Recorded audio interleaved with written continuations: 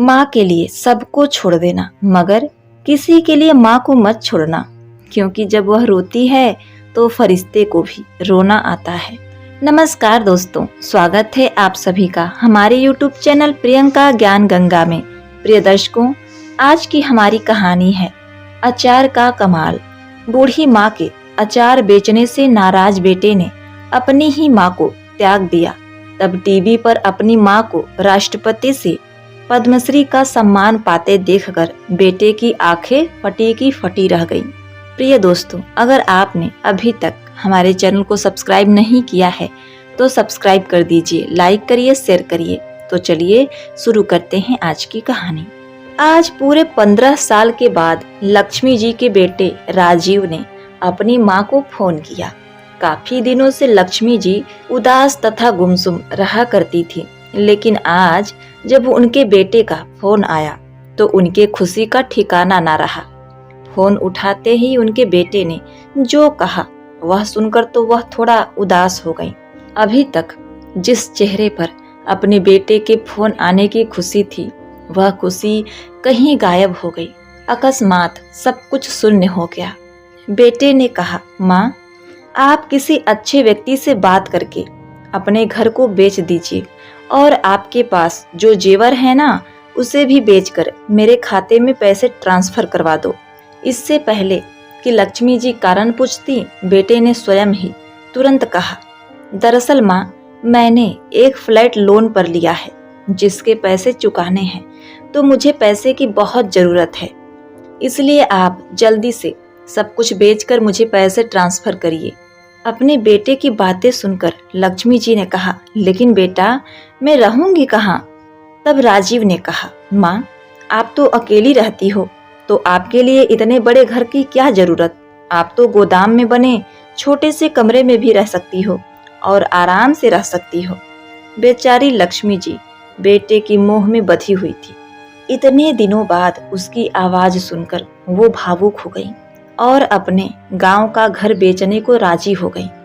देखा जाए तो लक्ष्मी जी गांव के लिए किसी प्रेरणा से कम नहीं है। बहुत साल पहले एक हादसे में उनके पति की मौत हो गई थी। तब उनके पास कुछ जमीन तथा घर थे जो कि लक्ष्मी जी को उनके ससुर ने दिया था।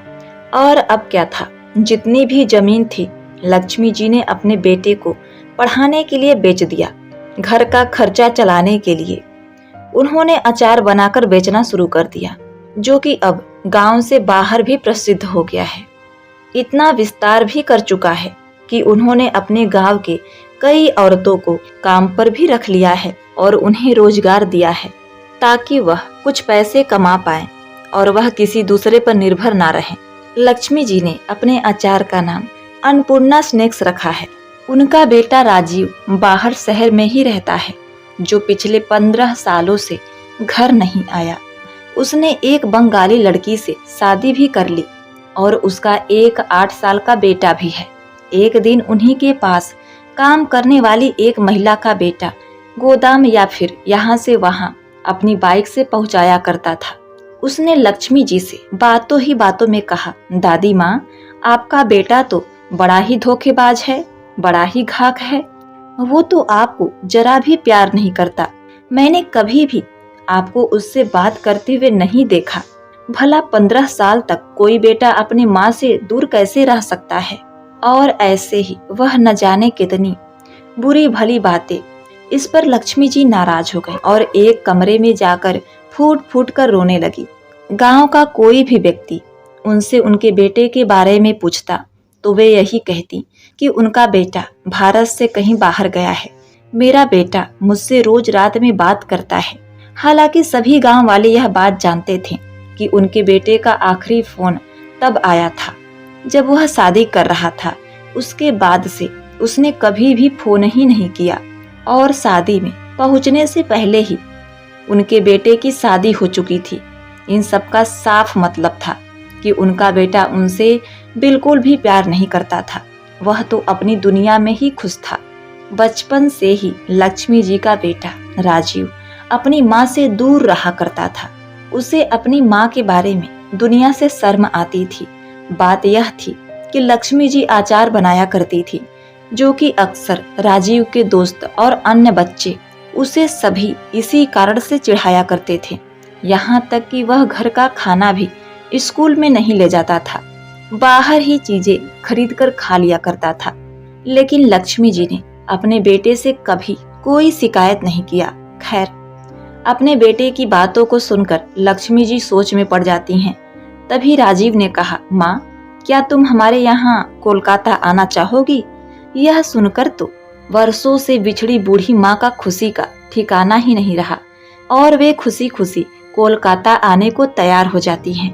तब राजीव ने कहा, माँ, मैं 2 दिन बाद का टिकट करा देता हूँ, आप आ जाइएगा। यह कहकर राजीव ने फोन तो काट दिया, लेकिन वह बूढ़ी माँ खुशी के मारे फूले नहीं समा रही थी।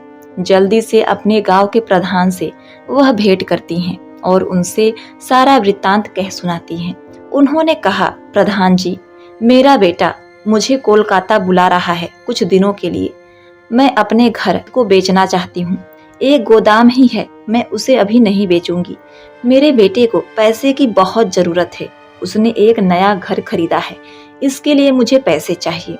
कृपा कर आपकी नज़र में कोई ऐसा व्यक्ति हो जिसे आप कहकर घर को उचित दाम पर बेचने में मदद कीजिए। यह सुनकर प्रधान जी ने कहा, अरे लक्ष्मी काकी, वो तो ठीक है, लेकिन आप जब अपने बेटे के पास चली जाएंगी तब यहाँ का कारोबार कौन संभालेगा? यहाँ पर भी तो सारी गांव की महिलाएं आपके ऊपर आश्रित हैं। आपके हाथों से बनाया हुआ अचार तो लाजवाब होता है। आपके चले जाने से क्वालिटी में गिरावट आ जाएगी। यह सुनकर लक्ष्मी जी ने कहा, बेटा तुम उसकी चिंता ना करो, मैं देख लूंगी। अब जल्दी से लक्ष्मी जी अपने घर आती हैं और वहां उपस्थित सभी महिलाओं को वह स्पेशल मसाला जिसे वह खुद बनाया करती थी, जो थोड़ा सा ही डालने पर अचार का स्वाद बढ़ जाया करता था, उन्होंने उस मसाले को सबको देते हुए कहा, देखो, इस मसाले को उचित मात्रा में डालना और जब खत्म हो जाए तो फोन करके बता देना, मैं वहां से बनाकर भिजवा दूंगी। लेकिन हाँ, मेरे गैर हाजिरी में यह काम नहीं रुकना चाहिए, यह काम चलते ही रहना चाहिए और सभी चीजें ध्यान से करना, समय पर आकर अपने काम को खत्म करना। इतनी सारी बातें समझाने के बाद अपने बेटे के लिए कुछ मिठाइयाँ बनाने की तैयारी करने लगती हैं।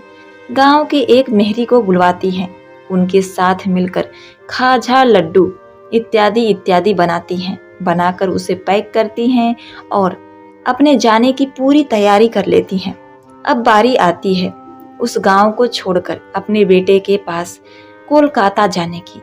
उनके मन में 2 तरह के भाव चल रहे थे, खुशी और गम के। इतने सालों बाद उन्होंने गांव से कभी बाहर कदम नहीं रखा और आज अब कोलकाता जा रही हैं, तो इसका दुख था। और इतने सालों बाद अपने बेटे से मिलने जा रही हैं, इसकी उन्हें प्रसन्नता थी। अब क्या था, लक्ष्मी जी को अपनी प्रेरणा मानने वाले सभी गांव वाले उन्हें रेलवे स्टेशन छोड़ने आते हैं। ट्रेन में बैठते ही खिड़की से उन्होंने अपने गांव के सभी व्यक्तियों को अलविदा कहा। गाड़ी अपनी रफ्तार से चल पड़ी और वह कुछ घंटों का सफर करके कोलकाता स्टेशन पर जा पहुंची। स्टेशन पर उतरती हैं और अपने बेटे को फोन लगाती हैं। उनका बेटा राजीव उस समय सो रहा होता है।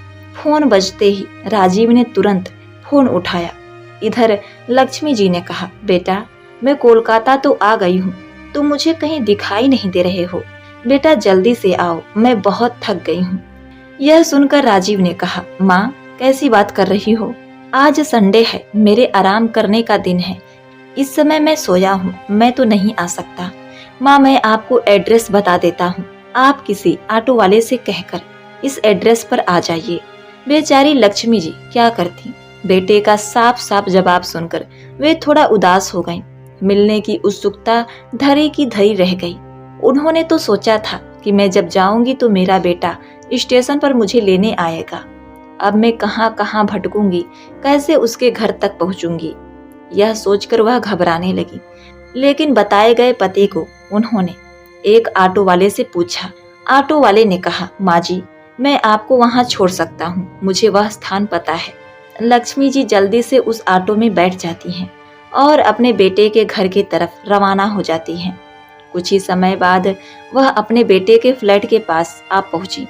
उनका बेटा बिल्डिंग के 5वें माले पर रहता था। इतनी ऊपर की चढ़ाई कर कर उन्हें जाना बहुत मुश्किल हो रहा था। उनका सामान भी अधिक था। इस पर उस ड्राइवर को दया आ जाती है। उसने सारे सामान को सीढ़ियों से लेकर उनके बेटे के रूम तक पहुंचाया। दरअसल वो चाहती तो लिफ्ट से भी जा सकती थी, लेकिन क्या करें, फूटी किस्मत। उस दिन लिफ्ट भी बंद था। किसी तकनीकी खराबी के कारण शायद अटक गया होगा। डोरबेल बजाती हैं तो सामने से उनके पोते रोहन ने दरवाजा खोला। अब यह क्या, एक और नई मुसीबत। उनके बेटे के घर एक शेरू नाम का कुत्ता भी था और लक्ष्मी जी को तो कुत्ते से बहुत डर लगता था। अब वह घबरा गई, जोर जोर से चीखने लगी। उनके चीखने की आवाज सुनकर उनकी बहू घर के अंदर से आती है और उन्हें किसी तरह संभालते हुए रूम तक ले जाती है। माँ जी, यह आपको कोई नुकसान नहीं पहुंचाएगा। तो उन्होंने अपनी बहू को डांटते हुए कहा, तुम्हें पता है, बचपन में मुझे एक कुत्ते ने काट लिया तो मुझे न जाने कितने इंजेक्शन लगवाने पड़े, जिसे मैं गिन भी नहीं पाई। ना बाबा ना, मैं तो इस घर में नहीं रहूंगी। मुझे आज के आज ही, अभी के अभी ही घर जाना है। यह सुनकर उनका बेटा भी दूसरे कमरे से बाहर आता है। नहीं माँ, यह ऐसा नहीं है। थोड़े दिनों के बाद आपसे परच जाएगा और आपको बिल्कुल भी तंग नहीं करेगा। इतने वर्षों बाद अपने बेटे और बहू को देखकर उनके खुशी का ठिकाना ना रहा। वह तो उनकी बलैया ही लेती जा रही थी। लेकिन राजीव को अपनी माँ को देखकर ज्यादा खुशी नहीं हुई। उसका मुंह तो बना का बना ही था। लेकिन लक्ष्मी जी इन सब चीजों को देख और समझ रही थी। फिर भी उन्होंने यह सब भुलाकर आगे बढ़ने की सोची। लेकिन बेटे को अपनी माँ से कोई मतलब नहीं। वह कितना भी स्नेह करे, उसे तो फर्क ही नहीं पड़ता।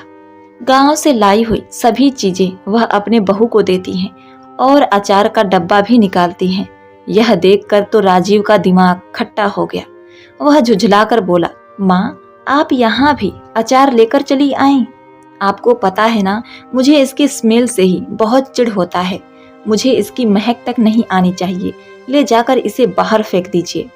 बेटा इससे पहले कुछ कहता, लक्ष्मी जी ने उस अचार को वहां से हटा दिया।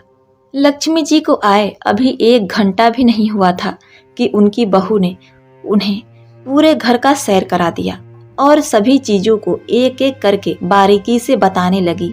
जैसे कि माँ जी, यह किचन है, आपको कुछ भी चाहिए तो यह चीज यहाँ मिल जाएगी, वगैरह वगैरह। यह सारी चीजें समझाने लगती है। लक्ष्मी जी को तो कुछ समझ में नहीं आता कि उनकी बहू अचानक से आते ही घर का सभी वृत्तांत उन्हें क्यों सुना रही है, कौन सी चीज कहाँ है, क्यों बता रही है। यह देखकर वह आश्चर्यचकित थी। इस पर उनके पोते ने कहा, दादी, आपको पता है आपको यहाँ क्यों बुलाया गया है? क्योंकि हम कुछ दिनों के लिए छुट्टियों पर वैकेशन में जा रहे हैं, तो हमें आने में वक्त लग जाएगा, तो इसीलिए आपको शेरू का देखभाल करने के लिए बुलाया गया है। यह सुनकर तो लक्ष्मी जी के पैरों तले जमीन खिसक गई। शेरू से वह बहुत ही दूर रहती। अब तो उन्हें शेरू का देखभाल भी करना पड़ेगा। वे तो कुत्तों से बहुत ही अधिक डरा करती थी, लेकिन क्या करती बेचारी। लक्ष्मी जी ने कहा, बेटा, तुम तो जानते हो ना कि मुझे कुत्तों से कितना डर लगता है, फिर भी तुम मुझे शेरू का देखभाल करने के लिए छोड़कर जा रहे हो। बेटा, मुझसे नहीं होगा।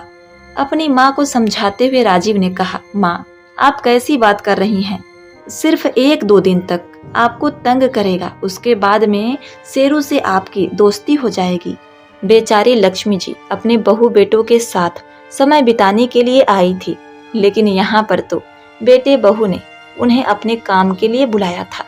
आगे उनके बेटे ने कहा, माँ, तुम अकेली नहीं हो, काम वाली बाई भी तो है जो आपकी मदद करेगी, आपको कुछ करना नहीं होगा। खैर, सुबह होती है।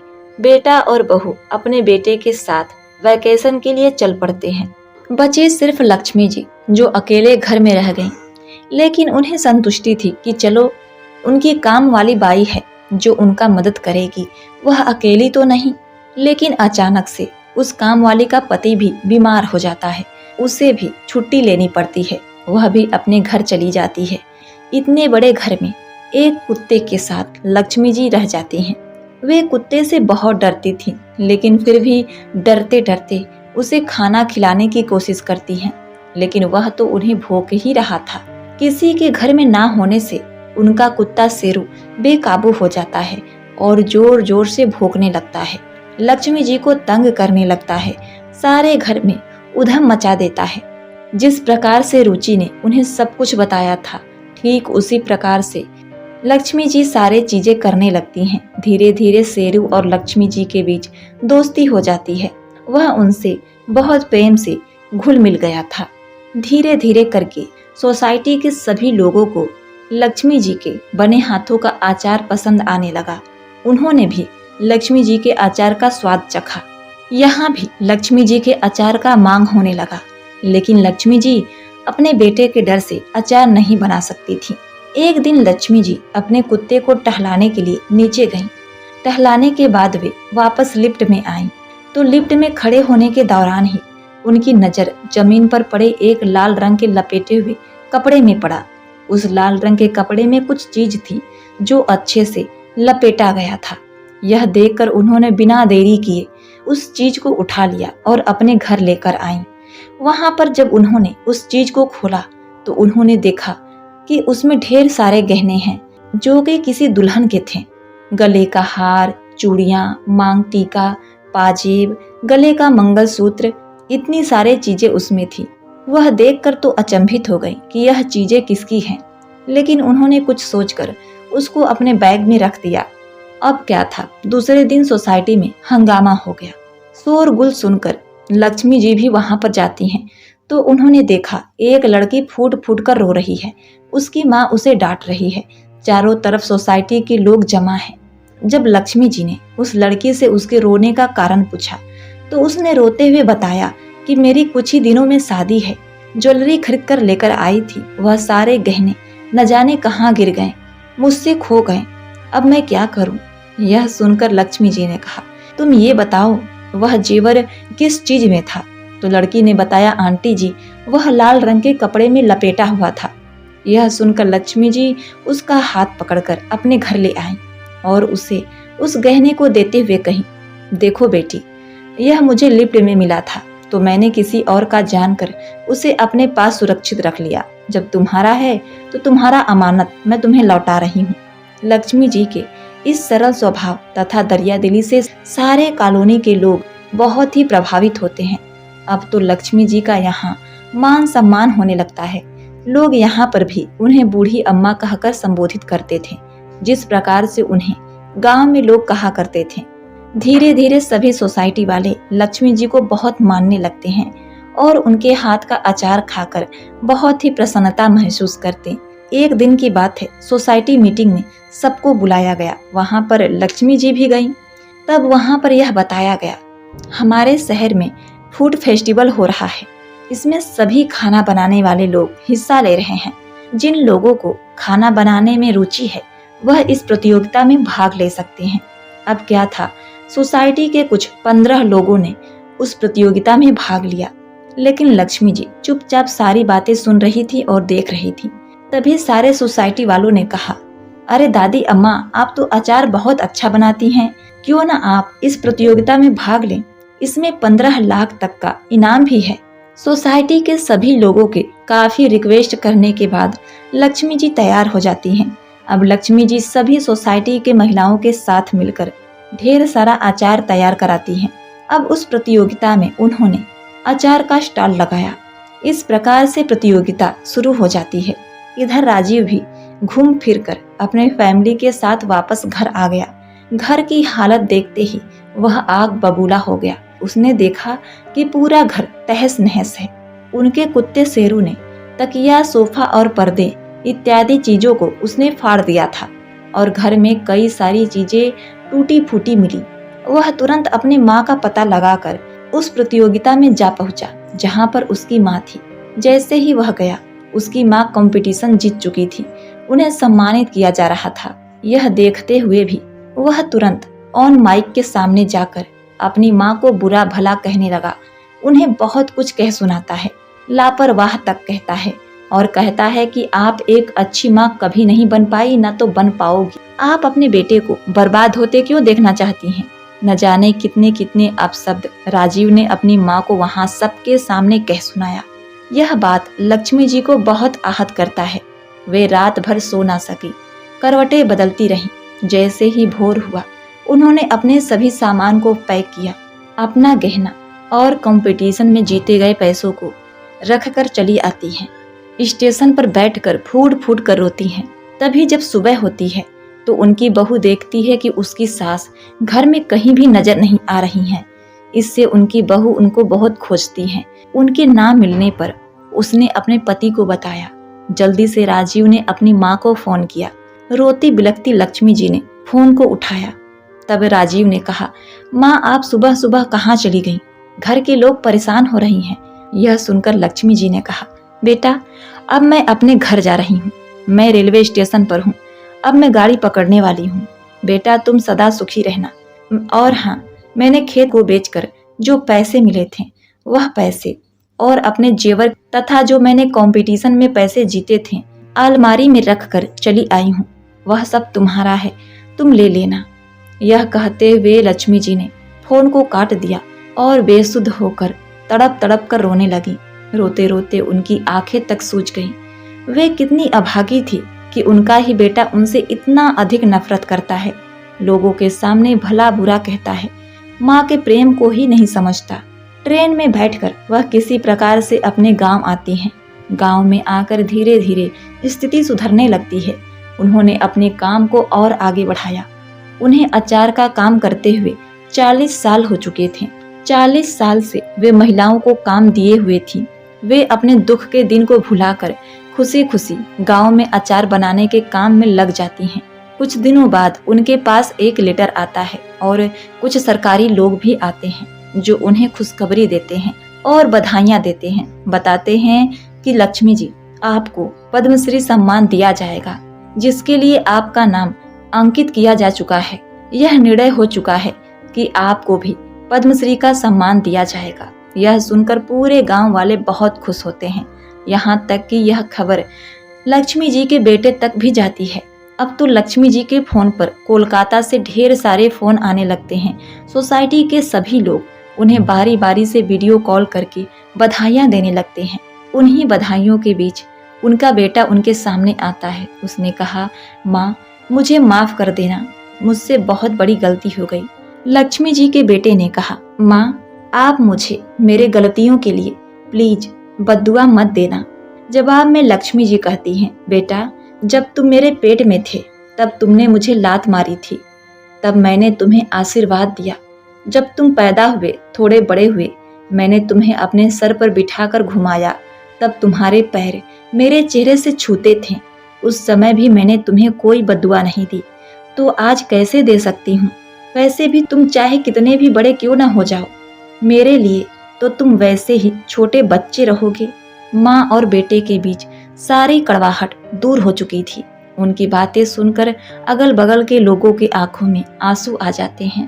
अब लक्ष्मी जी को अपना परिवार, अपना बेटा सचमुच में वापस मिल चुका था।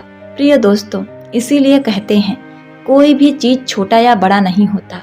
आपके माँ बाप कोई भी छोटा या बड़ा काम करते हैं, उसे देखकर अपने मन में कभी भी घृणा का भाव नहीं लाना चाहिए।